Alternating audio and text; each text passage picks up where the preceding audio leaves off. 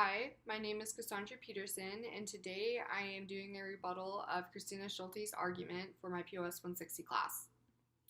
So, at the start of your debate, you claimed that we made a huge investment going into Iraq to make them a democratic country, and that we spent over $2.4 trillion doing so in borrowed money that we can't pay back.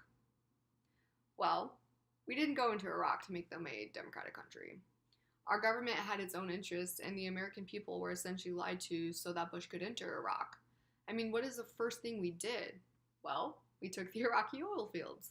Invading Iraq was completely fabricated, and Iraq is definitely not as democratic as we claim. We actually saw the country fall back into autocracy under Prime Minister Maliki, and the US intervened with their democracy by forcing Maliki to step down.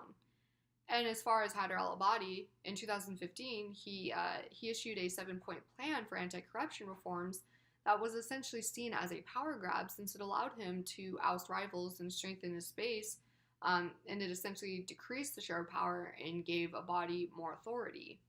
I'd call that a death of democracy, wouldn't you? I mean, the Iraq public actually blamed the US for their corrupt government. But Obama makes an enlightening point I'd like to cite. Iraq shows us that democracy cannot simply be imposed by force. Rather, these objectives are best achieved when we partner with the international community and with the countries and people of the region. So, the US needs to leave the Middle East and diplomatically help the region with help from the international community. And as far as the 2.4 trillion we have spent, you're right. We have made a huge investment. So, why would staying in Iraq be beneficial? You stated yourself it's borrowed money and we can't pay it back. So why would we continue to spend trillions? It's definitely not benefiting anyone. Later in your argument, you mentioned oil, and that if we were to buy oil from Iraq for a cheaper price, because of our relationship, that our oil prices would be cheaper. But as far as our relationship, does anyone actually believe this? We invaded their country with fabricated intelligence, and we killed thousands. That wound is still very deep. Currently, we have similar interests with Iraq, and that is the bottom line. Iraq is not a protectorate of the US, it is a sovereign partner. And this is basically a game of charades. We both can currently benefit from the relationship right now, but that relationship is still quite hostile. In May of 2018, Muqtada al-Sadr's Sarun electoral list won 54 seats and constitutes the largest bloc in parliament, and he outright rejects U.S. involvement in Iraq. He stated that the U.S. is an invader country. We do not allow it to interfere. So, we fought militias just as much as we fought the Islamic State.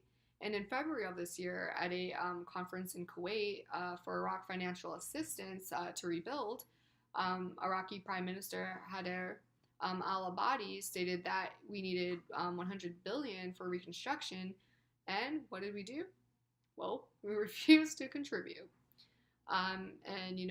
We ask why, but in 2016, during the U.S. Presidential campaign, Donald Trump vowed that if he won the presidency, the era of nation building will be ended. And he's made good on that promise. So, our relationship with Iraq, and in the Middle East for that matter, it's still quite hostile. He also stated that it would create an economic boom, but that statement's completely irrelevant. As far as Middle East oil, we recently placed a U.S. sanction on Iran's oil exports and 8 other countries who import Iranian oil. We actually produce more oil than Saudi Arabia and Russia, for that matter, and because of our record high production, there has been slower demand. The oil in the Middle East is not a desperately needed resource at the moment. It's definitely not a reason to keep our forces there. This is quite literally less than day-old news, but oil prices hit their longest losing streak on record Monday, and Trump has attacked OPEC's plan to cut supply. So we are currently seeing a decline in demand right now because of the surplus of oil that exists. So yeah, like I said, oil is definitely not a reason for the U.S. to stay in the Middle East.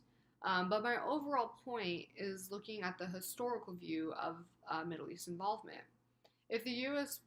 would not have entered Iraq in the first place, they wouldn't have been threatened by ISIL and now ISIS to the great extent that they have been. We left their country war torn, and I mean, they're in the process of reconstructing their country, and that's probably going to take decades to come. By invading Iraq, we left them weak and defenseless to the threats of terrorism. We created this problem, and it could have been prevented by not getting militarily involved in the Middle East. Thank you for watching.